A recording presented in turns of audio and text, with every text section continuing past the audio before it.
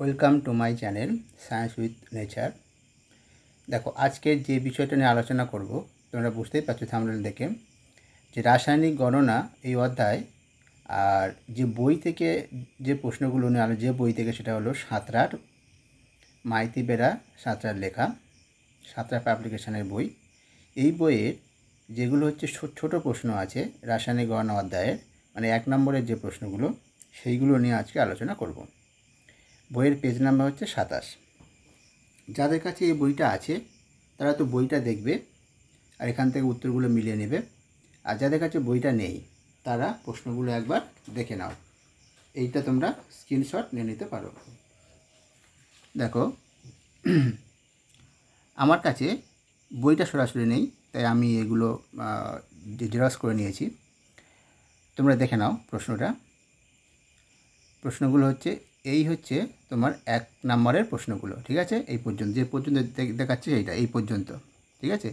এই পর্যন্ত এই যে স্তম্ভ লেখা পর্যন্ত এটা 1 নম্বরের, ঠিক আছে? তারপরে 2 নম্বর আছে, 3 নম্বর আছে। এই হচ্ছে প্রশ্ন সব। এটা তোমরা স্ক্রিনশট নিয়ে নিতে পারো, ঠিক আছে? তাহলে চলো এবারে উত্তর কোনগুলো হবে দেখে নিই। প্রথম যে প্রশ্নটা আছে দেখো, এর আগে বলি, এর আগে আমরা 3টে বই নিয়ে আলোচনা করি, 3টে না 2টো বই। একটা হচ্ছে তোমার ভট্টাচার্য ব্রাদার্স, একটা হচ্ছে ছায়া প্রকাশনী থেকে এই অধ্যায়ের আমরা ভিডিও আপলোড করে দিয়েছি 1 নম্বর প্রশ্ন। যারা দেখোনি দেখে নিও। আর আমি এই ভিডিওর আই বাটনে দিয়ে দিতে পারি বা ভিডিওর শেষে প্লেলিস্ট আকারে সেখানেও পেয়ে যাবে তোমরা। যারা দেখোনি ওটা দেখে নিও। তাহলে দেখো, আজকের প্রথম প্রশ্নটা কী আছে বলেছে, 1 দাগের 1 এসটিপিতে 1 লিটার হাইড্রোজেন গ্যাসের ওজন হলো। 4টে অপশান দেওয়া আছে। দেখো কী কী অপশান দেওয়া আছে। অপশান দেওয়া আছে যে 0, দেখতে পাচ্ছ 0.89 গ্রাম, আর মানে 0.089, আর 0.089 কেজি আছে অপশান, একটা গ্রাম আছে, আর একটা 0.89 গ্রাম, একটা 0.098 গ্রাম। এখানে উত্তরটা হয়ে যাবে এর দাগেরটা হবে উত্তর, ঠিক আছে? এর মানে যেটা আছে, আচ্ছা এর দাগের নয়, এর দাগেরটা ভুল বললাম না, কেজি হবে না, ওটা গ্রামটা, বির দাগেরটা হবে, 0.089 গ্রাম হবে, কেজি না গ্রাম, বির দাগেরটা উত্তর, ঠিক আছে? এবার পরটা যেটা আছে, এসটিপিতে 2 মোল অক্সিজেনের আয়তন। 2 মোল অক্সিজেনের আয়তন, দেখো যে কোনো গ্যাসের এসটিপিতে আয়তন কত জানি, 22.4 লিটার। আর 2 মোল বলেছে, 1 মোলের আয়তন 22.4 লিটার, 2 মোলের কত হবে 2 × 22.4 মানে 44.8, তাই তো? তাহলে এখানে অপশানটা যেটা আছে এর দাগে 44.8 আছে, ওটাই তাহলে হবে উত্তর, ঠিক আছে? 44.8 লিটার, ঠিক আছে? এবার পরবর্তী যে প্রশ্নটা আছে দেখো, যে CH4 এর আণবিক ওজন, CH4 এর আণবিক ওজন 16, বাষ্পমতো কত হবে?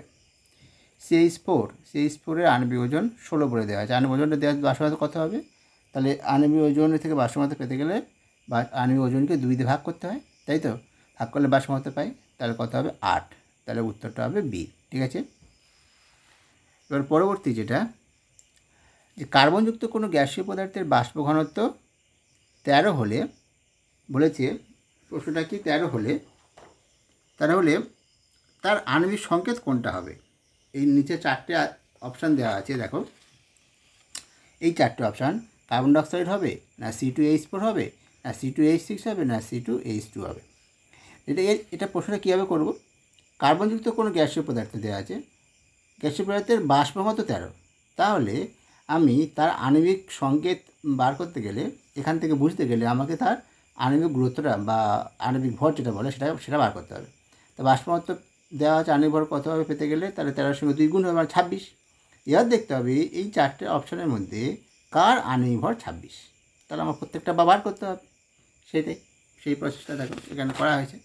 আণবিক ভর, যেমন কার্বন ডাইঅক্সাইডের আণবিক ভর কত হয় 44, এটা আগে আমরা বার করেছি 44, ঠিক আছে? যারা আমার অন্যান্য ভিডিওগুলো দেখোনি তারা দেখে নিও, ওখানে বার করে দেওয়া আছে 44।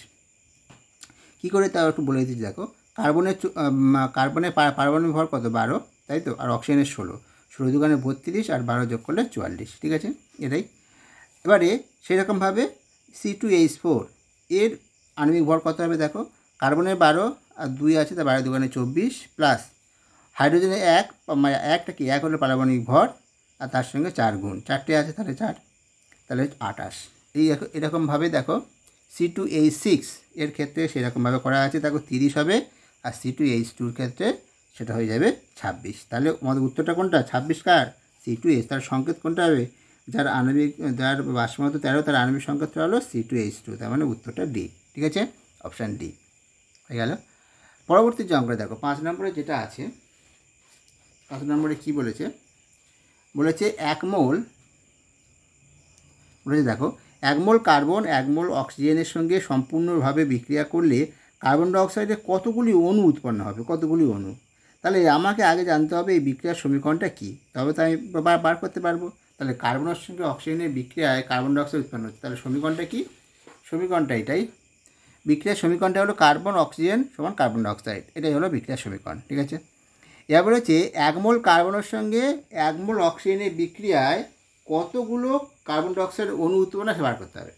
দেখো আমার বিক্রিয়ার সমীকরণ থেকে কী পাচ্ছি, 1 মোল কার্বন ডাইঅক্সাইডের সঙ্গে 1 মোল অক্সিজেনের বিক্রিয়ায় 1 মোল 1 মোল কার্বনের সঙ্গে 1 মোল অক্সিজেনের বিক্রিয়ায় 1 মোল কার্বন ডাইঅক্সাইড উৎপন্ন হচ্ছে, 1 মোল কার্বন ডাইঅক্সাইড।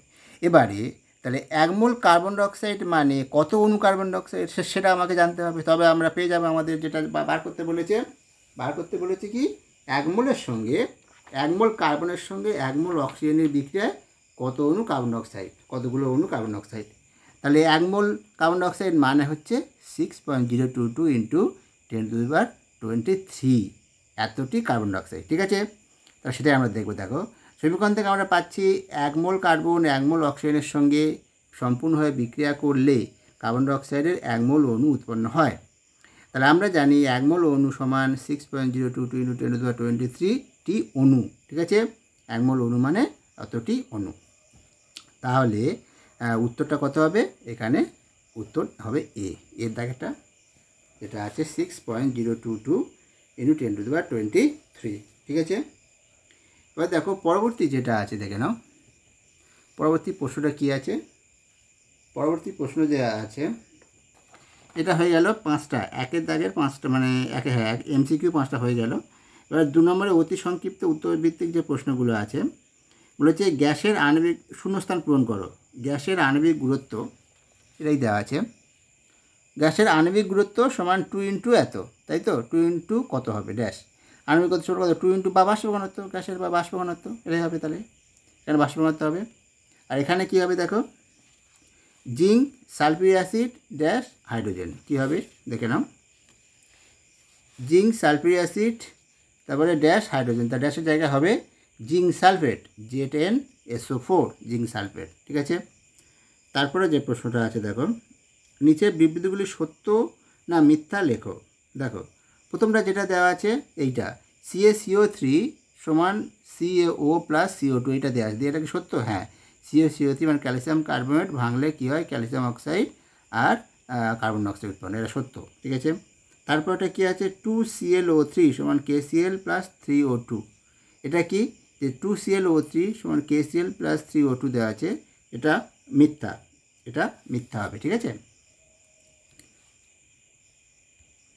এটা কেন মিথ্যা দেখো, কেন মিথ্যা হলো, এটা দেখো 2K, এপারে বাম পক্ষে কটা কে আছে, 2টো কে, এখানে ডান পক্ষে কী আছে কিন্তু 1টা কে, তাই তো, সেই জন্য এখানে সমান দেওয়া যাবে না, কিন্তু এখানে সমান দেওয়া আছে, তাহলে এইটা হচ্ছে ভুল আছে, তাহলে এটা কী হবে, এইটা মিথ্যা। ঠিক আছে, এই সমীকরণটা মিথ্যা।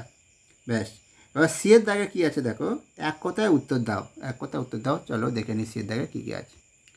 একের দাগের যে প্রশ্নটা আছে দেখো, একের দাগের প্রশ্নটা কি, যে সিয়ের একে STPতে 22.4 লিটার অ্যামোনিয়ার আণবিক ভর কত, 22.4 লিটার অ্যামোনিয়ার আণবিক ভর কত। 22.4 লিটার যে কোনো গ্যাসে অ্যামোনিয়া বলেছে, অ্যামোনিয়ার আণবিক ভর কত জানতে চেয়েছে। দেখো অ্যামোনিয়ার আণবিক ভর 22.4 লিটার অ্যামোনিয়ার আণবিক ভর হচ্ছে, আণবিক ভরটা তাহলে কত হবে, যে অ্যামোনিয়ার সংকেতটা কি NH3, এর মানে নাইট্রোজেন একটা আর হাইড্রোজেন তিনটে, হাইড্রোজেন পরমাণু, তাহলে একটা নাইট্রোজেন মানে 14, নাইট্রোজেনের পারমাণবিক ভর 14 আর হাইড্রোজেন 1, 3 3, তাহলে 14 3 17। ঠিক আছে, 22.4 লিটার অ্যামোনিয়ার আণবিক ভর হলো এটাই, ঠিক আছে। এবারে এসটিপিতে 2 নম্বরটা আছে, এসটিপিতে 1 মোল অক্সিজেনের আয়তন কত? 1 মোল অক্সিজেনের আয়তন, দেখো যে কোনো গ্যাসের 1 মোলের আয়তন এসটিপিতে কত আমরা জানি 22.4 লিটার, তাহলে এখানে হবেও 22.4 লিটার, ঠিক আছে। এবারে পরবর্তীতে দেখো 3 নম্বর আছে H2S এর আণবিক ভর কত? হাইড্রোজেন সালফাইড আণবিক ভর কী করে বার করবো সেটা জানি। হাইড্রোজেনের কত 1, হাইড্রোজেন 2টো আছে, সালফারের 32, তাহলে 2 + 32 মানে 2 64 না, এটা ভুল হচ্ছে, 64 হবে না, এখানে 32 তো, সালফার 32, তার 32 আর 2 34 হবে, এটা 64 লেখা হয়ে গেছে, 64 হবে না, এটা 32 দোকানে গুণ করে দেওয়া হয়েছে, গুণ নয়। তাহলে সালফারের 32 আর হাইড্রোজেন 2, তার 32 আর 2 যোগ করলে কত হয় 34, এটা 34 হবে উত্তরটা, ঠিক আছে, উত্তরটা হবে 34। H2S এর আণবিক ভর হবে 34, ঠিক আছে। আচ্ছা, আণবিক ভরের কিন্তু কোনো একক হয় না, ঠিক আছে।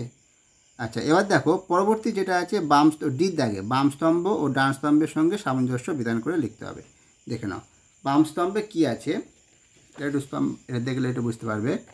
আছে H2O 2H2O, আর এটা CO2 এর বাষ্প ঘনত্ব কত সেটা, আর 3H2 এটার সঙ্গে কোনটা মিলবে, আর এটা 2ClO3 কোনটা হবে, ঠিক আছে। দেখো 2H2O এখানে সব বেশিরভাগ দেখো গ্রাম দেয়, ডান পক্ষে যেটা আছে গ্রাম আর এটা আছে, তার নিশ্চয়ই 2H2ওর আণবিক ভরটা কত আমাকে দেখতে হবে, তাই তো। 2H2ওর আণবিক ভর যদি আমরা দেখি, দেখো হাইড্রোজেন কত, হাইড্রোজেন হচ্ছে 2, হাইড্রোজেন 2, হাইড্রোজেন 1 আর 2টো আছে, তাহলে 2 আর 16, তাহলে 18 × 2 গুণ 36, দেখো 36 গ্রাম, তাহলে এর গ্রাম আণবিক ভরটাই এপারে আছে, দেখো 36 গ্রাম, তাহলে এর সঙ্গে কোনটা হবে 2, ঠিক আছে এইটা। তারপরে বিটা দেখো কার্বন ডাইঅক্সাইডের বাষ্প ঘনত্ব, কার্বন ডাইঅক্সাইডের আণবিক ভর কত 44, হাফ করলে কত 44 হাফ করলে 22, তাহলে 1-এরটা, তাহলে 20 সঙ্গে 1, তাহলে ঠিক আছে এটা মিলবে। তারপর সির দাগেটা দেখো 3FeS4H2O, এটার সঙ্গে 4-এর দাগেটা হবে এইটা, এটার সঙ্গে এটা, তা বাদ বাকি যেটা আছে সেটা 2KClO3, এটার সঙ্গে 3-এর দাগেটা, ঠিক আছে 3-এর দাগটা মিলবে। 2 4 5 মানে এর আণবিক ভর মানে টোটাল KClO3 তার সঙ্গে 2 গুণ করলে 245 গ্রাম হয় আণবিক, মানে গ্রাম আণবিক ভর, আণবিক ভর তো একক নয়, গ্রাম আণবিক ভর ওইটা দেওয়া আছে, ঠিক আছে। তো দেখো সেইটা উত্তরটা পরপর দেওয়া আছে। ডি এর সঙ্গে এইটা হবে, এটা দেখিয়ে দেওয়ার জন্য করেছি, যখন লিখবে উত্তর এর মানে লিখবে এটার সঙ্গে 3 এইটা, এর সঙ্গে 2, তারপরে বির সঙ্গে হবে 1, সির সঙ্গে 4, আর ডির সঙ্গে এইটা 3, ঠিক আছে।